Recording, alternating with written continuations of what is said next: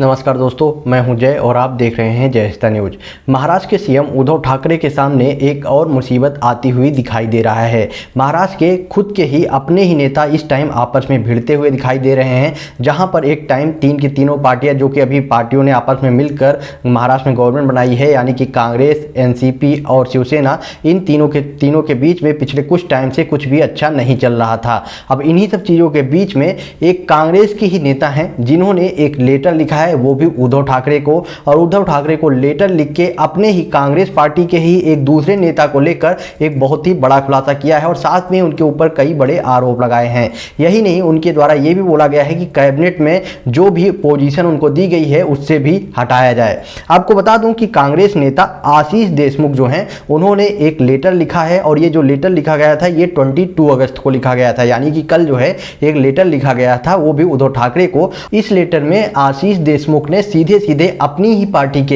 एक बड़े नेता जिसका नाम है सुनील केदार, उनके ऊपर आरोप लगाया है और कई बड़े आरोप लगाने के साथ साथ ये भी डिमांड की है कि इनको जो है कैबिनेट से बाहर निकाला जाए, जो कि काफी बड़ी बात है। आपको बता दूं कि इनके द्वारा आरोप लगाया गया है सुनील केदार के ऊपर कि सुनील केदार ने अपने ऊपर जो उनके खिलाफ जो एक केस चल रहा है उसमें अपने ही दोस्त को सरकारी वकील बनाया है, जिससे कि उस केस में इनको छुटकारा मिल जाए। यही नहीं, इनके ऊपर यह भी आरोप लगाया गया कि जिस वकील को इन्होंने सरकारी वकील बनाया है वो प्रदेश कांग्रेस की लीगल के सेल का मुखिया भी रह चुका है। इनके द्वारा सीधा सीधा आरोप लगाया गया और साथ में ही डिमांड की गई है, सीधे सीधे डिमांड की गई है कि सुनील केदार को कैबिनेट से बाहर का रास्ता दिखाया जाए, वो भी उद्धव ठाकरे से ये रिक्वेस्ट की गई है। आपको बता दूं कि सुनील केदार और साथ में ही 10 और लोगों के खिलाफ में 2002 में एक केस दर्ज कराया गया था, जिसमें बताया जा रहा है कि नागपुर जिले में सेंट्रल कोऑपरेटिव जो बैंक है उसमें 150 करोड़ रुपए का, भी अनिल देशमुख का आप 100 करोड़ 150 करोड़ रुपए का घोटाला सुन ही रहे हैं।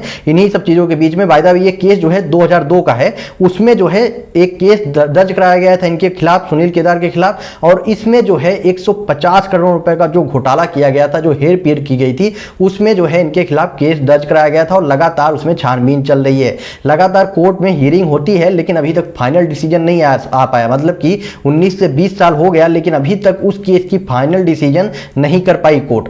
लेकिन अब जो फैसला है कोर्ट का वो अंतिम समय में है, मतलब कि कोर्ट का फाइनल डिसीजन किसी भी वक्त आ सकता है। तो हम चाहते हैं कि पहले तो ये जो सुनील केदार हैं इनको पूरी तरह से कैबिनेट से बाहर निकाला जाए और साथ में ही इन्होंने जो वकील को रखा है, जो वकील को अपने दोस्त को ही सरकारी वकील बनाया है, उसको उस पोजीशन से हटाया जाए, जिससे कि इनके खिलाफ जो सरकारी वकील खड़ा है वो कम से कम अगर दूसरा होगा तो वो सही से अपना पक्ष रखेगा, जिससे कि अगर इन्होंने कुछ घोटाला किया होगा तो कम से कम इनको सजा होगी। नहीं तो 19 साल से ये केस जैसे कि पिछले 19 साल से चल रहा है, इनको अभी तक कुछ नहीं हुआ तो आने वाले टाइम पे भी कुछ नहीं होगा और ये अपने आप जो है आसानी से बच जाएंगे।